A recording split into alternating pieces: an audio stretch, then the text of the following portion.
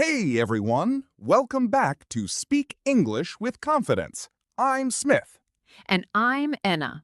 And today we're talking about something a little different.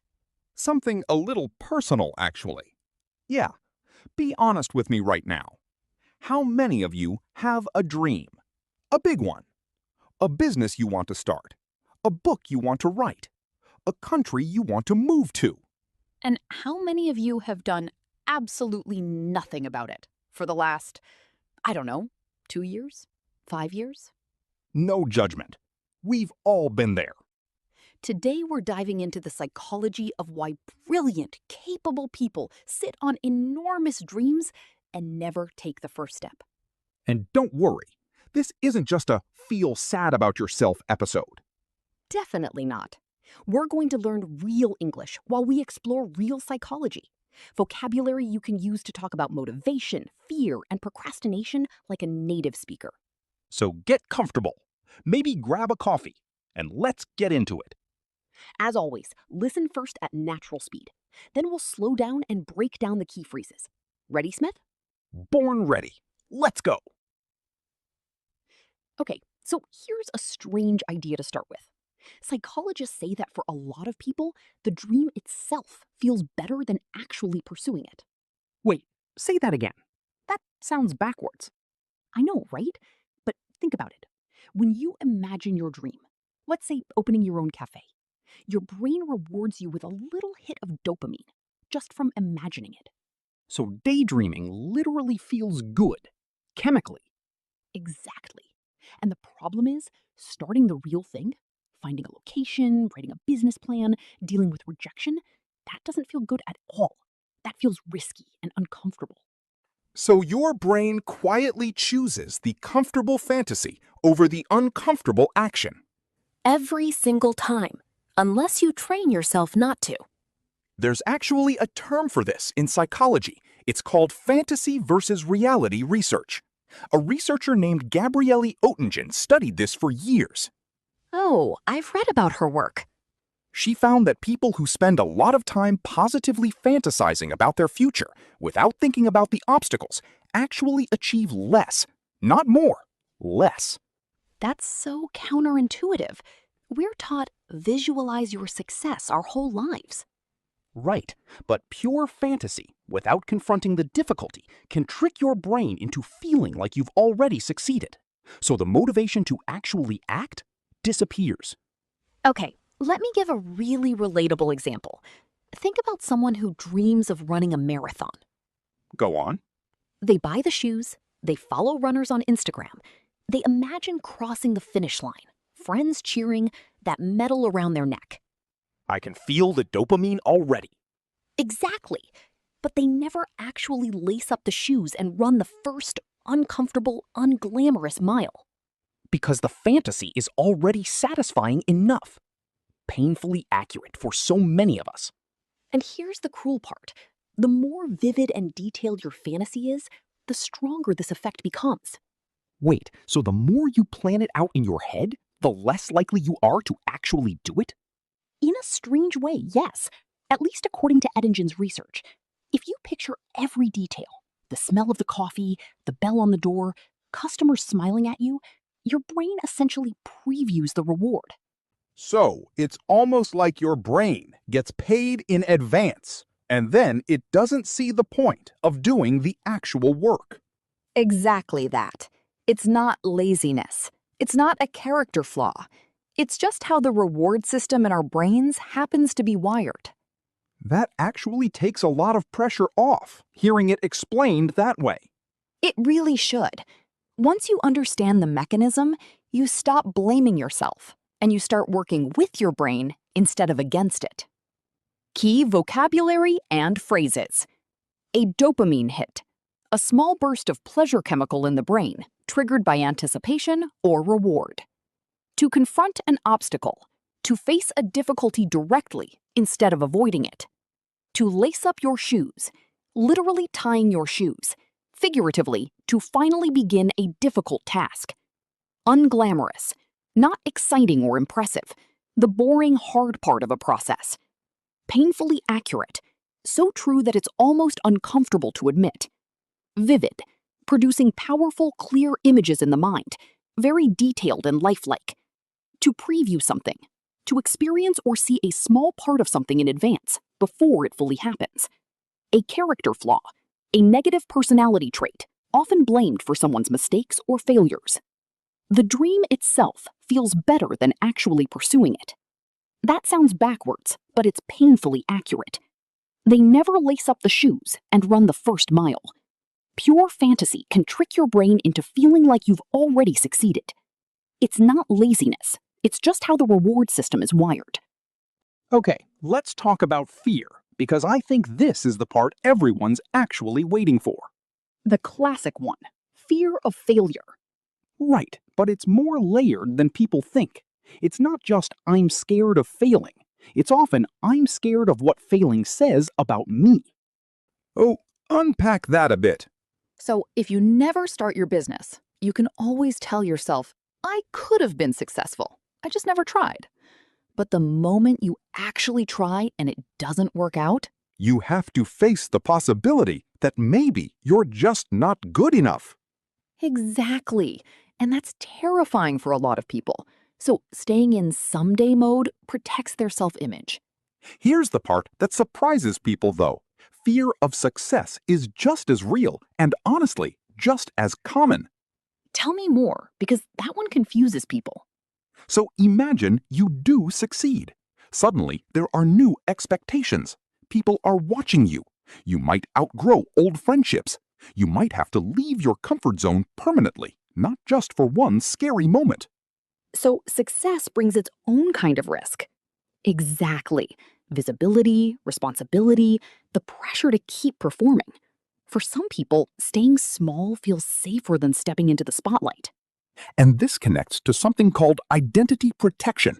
Our brains are wired to protect the identity we've already built, even if that identity is small or limiting.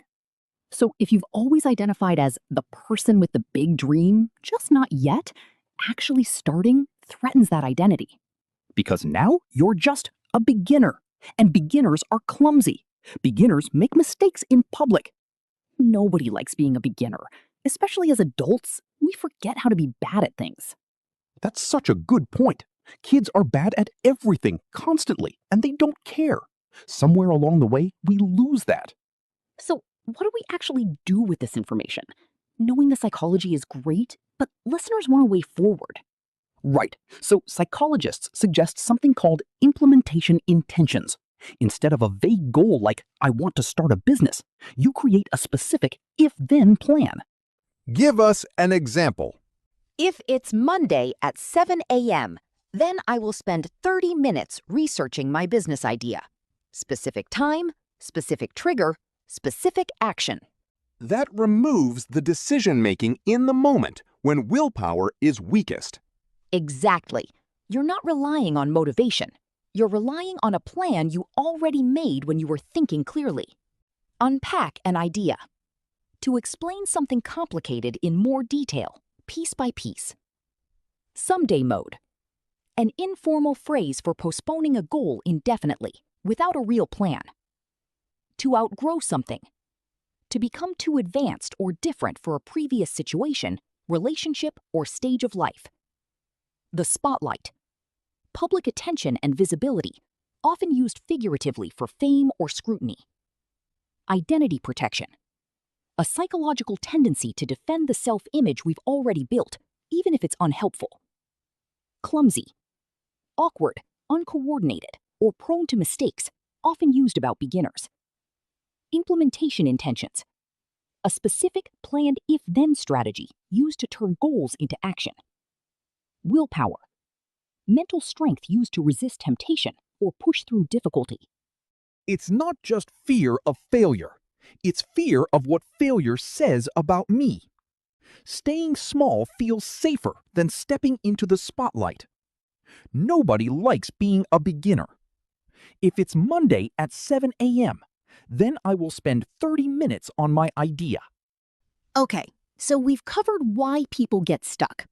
Let's talk solutions, because I know some of you are nodding along a little too hard right now. Guilty as charged. honestly. Same. So, first strategy. Shrink the first step until it's almost embarrassingly small. Explain that one.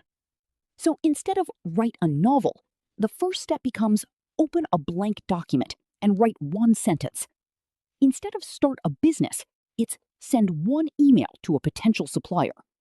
Nobody likes being a beginner. Especially as adults, we forget how to be bad at things. Because the brain resists big, vague tasks, but it can't really argue with something that... Exactly. You're tricking your own resistance. Second strategy, and this one's huge. Separate the decision to start from the decision to continue. Meaning, you don't have to decide today whether you'll run a full marathon. You just have to decide whether you'll go for a 20-minute jog today. That's it. That's the whole decision. so you're not committing your entire future self, just the next version of you for the next hour. Right. And ironically, that's usually how the big things actually get built. Small, boring, repeated decisions. You do not rise to the level of your goals. You fall to the level of your systems. Third one, and I love this. Make starting public, even just a little bit. Third one, and I love this. Make starting public, even just a little bit. Exactly. Tell one friend. Post one update. Psychologically, once another human being knows about your goal, abandoning it quietly becomes much harder. Because now there's a small social cost to quitting. Right, and a small social reward for showing up. Humans are wired for that. And the last one I want to mention, and this might be the most important, is redefining what failure actually means to you. Go deeper on that. Most people define failure as, I tried and it didn't work.